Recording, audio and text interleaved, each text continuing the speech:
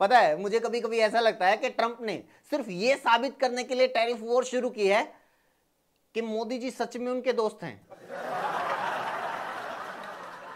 जैसे मोदी जी ने नोटबंदी करके इंडियन इकोनॉमी को काली पहाड़ी की चोटी से धक्का दिया था, ट्रंप ने भी टैरिफ लगाकर उसी पहाड़ी से अमेरिकन इकोनॉमी के पिछवाड़े पे लात मारी है। सब कुछ उल्टा पुल्टा हो गया यार, सब कुछ उलट पलट। यार अभी 2 दिन पहले तक तो हमें पाकिस्तान से जुड़ी हर एक चीज से नफरत थी। पाकिस्तान का साथ देने वाले देशों का हम लोग बायकॉट कर रहे थे। लोग तुर्की का बायकॉट कर रहे थे, तुर्की की ट्रिप कैंसिल कर रहे थे। वो लोग भी कैंसिल कर रहे थे जिन्हें यह तक नहीं पता कि तुर्की नक्शे में पड़ता कहां है। लेकिन अब सुनने में आ रहा है कि चीन हमारा दोस्त बन गया है। मोदी जी के ये नए नए चीन प्रेम पर एक शेर सुनिए। अरे मोदी जी, क्या चीन पाकिस्तान की मोहब्बत भूल गए? वो धोखा देने की चीन की आदत भूल गए? अब पाकिस्तान से मैच और ड्रैगन से यारी होगी। इकॉनमी पे बात आई तो शहादत भूल गए। याद है, इतने साल से बीजेपी वाले राहुल गांधी से लेकर न्यूज क्लिक और अभिसार शर्मा पर, सरकार पर सवाल उठाने वाले हर एक भारतीय पर आरोप लगा रहे थे कि ये तो चीन के एजेंट हैं, ये तो चीन की कठपुतली हैं, इनको चीन फंडिंग करता है। अब मोदी जी चीन जाकर क्या कहेंगे? थोड़ी फंडिंग हमें भी कर दो। अमेरिका में अमेरिका के लोग खुलकर बोल रहे हैं, लेकिन ट्रंप का टैरिफ अनाउंस होने के बाद से हमारी सरकार चुप है। हमारी सरकार ऐसे सदमे में है जैसे उल्लू ने रात को सूरज देख लिया हो। जैसे ट्रंप ने टैरिफ नहीं, हाउडी मोदी का बिल भेज दिया हो। थोड़ी सी शेयर मार्केट क्या गिरी तो अमेरिका के लोग सड़कों पर आ गए। दूसरी तरफ हमारे लोग हैं, सड़कों पर आ चुके हैं, लेकिन सड़कों पर आने को तैयार नहीं है। ये गालिब के लेवल की गहरी बात है। आज के इस वीडियो में हम आपको बताएंगे कि कैसे इकोनॉमी, पैसे और पावर के चक्कर में विचारधाराएं बदलती रहती हैं, दोस्त बदलते हैं, नीतियां बदलती हैं और आपकी देशभक्ति भी बदलती है।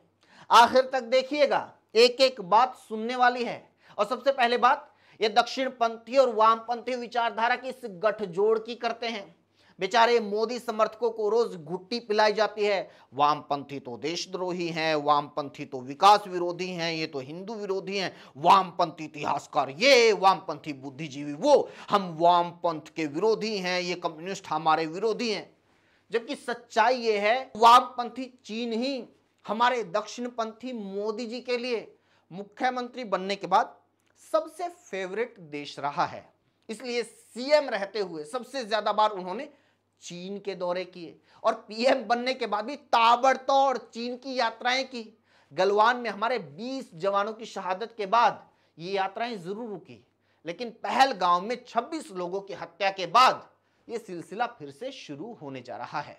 यानी जब ट्रंप के टैरिफ के बाद इकोनॉमी पर खतरा आया तो देशभक्ति की ये बड़ी बड़ी बातें, बायकॉट के दावे और शहादतों का दर्द सब हवा हो गया। हम बिल्कुल ये नहीं कह रहे हैं कि भारत को चीन के साथ रिश्ते नहीं सुधारने चाहिए या सारी जिंदगी दुश्मनी की लकीर पकड़कर ही चलना चाहिए। समय और हालात के हिसाब से डिप्लोमेसी में बदलाव होते रहते हैं, होने चाहिए। लेकिन हम ये कह रहे हैं कि अगर यही सब करना है, ये सब होना है, तो जनता के दिलों में भी किसी देश के बारे में इतना जहर नहीं भरना चाहिए। विदेश नीति को ये गली मोहल्ले की चर्चा और चुनावी रैलियों का हिस्सा नहीं बनाना चाहिए। मोदी ने डंका बजा दिया, मोदी ने धरती फाड़ दी, मोदी ने आसमान झुका दिया, मोदी ने बादल निचोड़ दिया, मोदी ने सुनामी रोक दी, मोदी ने वॉर रुकवा दी। विदेश नीति के नाम पर ऐसी गपोड़बाजी भी नहीं होनी चाहिए। और जनता को भी चाहिए कि खुद भी थोड़ी अक्ल का इस्तेमाल करे, इस सच्चाई को समझे कि हमारे देश के भीतर राजनीति में और अंतर्राष्ट्रीय मंच पर विदेश नीति में ये विचारधारा, देशभक्ति, राष्ट्रवाद, जनभावना, इस टाइप के शब्दों की कोई कीमत नहीं होती और यहां सब लेन देन, व्यापार और अर्थव्यवस्था का खेल चलता है। जी हां, यह अर्थव्यवस्था की ही जरूरत थी कि वर्ल्ड वॉर में जो जर्मनी और फ्रांस कट्टर दुश्मन थे, वो आज यूरोपियन यूनियन के केंद्र में और जबरदस्त पार्टनर हैं। इसी तरह जापान और दक्षिण कोरिया जो कभी दुश्मन थे, उन्होंने 1965 में अपने रिश्ते सुधारे, व्यापार किया और आज जापानी प्रोडक्ट्स और कोरियाई इलेक्ट्रॉनिक्स जैसे सैमसंग दुनिया में धूम मचा रहे हैं।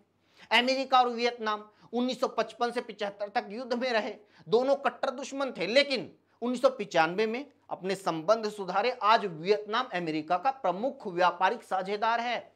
हमारा व्यापार, हमारी सुरक्षा, हमारी समृद्धि दूसरे देशों से रिश्ते और विदेश नीति को इन्हीं पहलुओं से देखना और आंकना चाहिए, गपोड़बाजी के आधार पर नहीं। ये गपोड़बाजी ही है, उसी का नतीजा है कि मोदी जी की विदेश नीति फेल हुई और अब उन्हें समझ में नहीं आ रहा कि किसका तो हाथ पकड़े, किसको दोस्त कहे और किसको दुश्मन समझे। और यह हैरानी की बात है कि ट्रंप से इतना बड़ा धोखा खाने के बाद भी मोदी जी विदेश नीति पर गपोड़बाजी बंद करने को तैयार नहीं है। याद है पिछले दिनों बिना नाम लिए अमेरिका को संदेश दे रहे थे कि भारत सरकार अपने किसानों के हितों से समझौता नहीं करेगी, यानी अमेरिका की कृषि क्षेत्र में एंट्री की शर्तों को नहीं माना जाएगा। मोदी सपोर्टर्स और मीडिया ने भी खूब वाहवाही की, देखो किसानों के साथ खड़े हैं मोदी, किसानों को बचाना चाहते हैं मोदी, इसलिए मोदी ने ट्रंप से तोड़ी दोस्ती।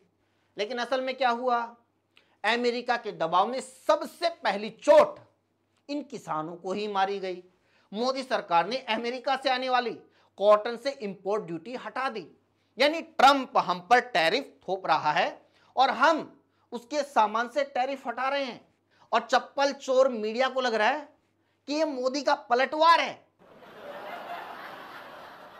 अभी इससे होगा ये कि टेक्सटाइल इंडस्ट्री अमेरिका से सस्ता कॉटन मंगवाएगी और भारत के किसानों की कॉटन का रेट गिरेगा, यानी किसानों को घाटा होगा। अब यही डर चीन को लेकर भी है। मोदी जी चीन पर फिदा तो हो गए हैं, लेकिन हमें नजर इस बात पर रखनी चाहिए कि क्या वो चीन से डील में भारत के हितों की रक्षा करेंगे या नहीं। और हाँ, ये विदेशी मामलों पर भावुक होने वाले उन तमाम देशभक्तों को भी बधाई दे देते हैं जिन्होंने दिलजीत की मूवी को रिलीज नहीं होने दिया था, क्योंकि मूवी में दिलजीत ने पाकिस्तानी लड़की के साथ काम किया था। उन तमाम देशभक्तों के लिए खुशखबरी यह है कि आपकी देशभक्ति की कद्र करते हुए सरकार ने भारत पाकिस्तान के मैच को हरी झंडी दिखा दी है, नहीं सॉरी, भगवा झंडी दिखा दी है। एशिया कप में भारत और पाकिस्तान का मैच 14 सितंबर को होगा और सच तो यह है कि इस मामले में भी ज्यादा भावुक होने की जरूरत नहीं है। यह होना ही था, आज नहीं होता तो कल होता, कल नहीं होता तो परसों होता, लेकिन यह होता जरूर, क्योंकि यह भी रोकड़े का, इकोनॉमी का मामला है। और यह बात तो हम सबको पता है कि भारत और पाकिस्तान जब खेलता है तो रोकड़ा बरसता है। इसी के साथ वीडियो में इतना ही दोस्तों। कैसी लगी कमेंट करके जरूर बताइए और लोगों तक पहुंचाने के लिए वीडियो को शेयर कीजिए, जुड़ने के लिए चैनल को जरूर सब्सक्राइब कीजिए।